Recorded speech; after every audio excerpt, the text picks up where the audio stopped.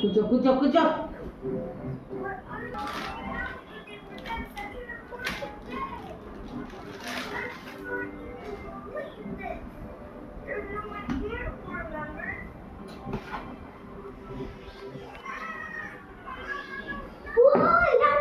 అయ్యో ఏంరా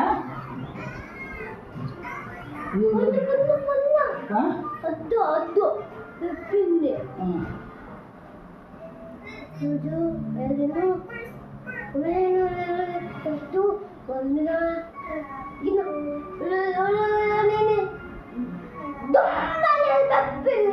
యాడ కరిపిందమ్మా?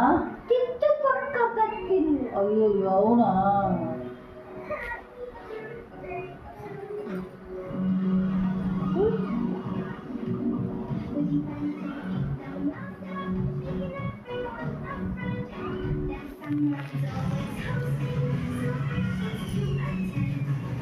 పిల్లలు కదా.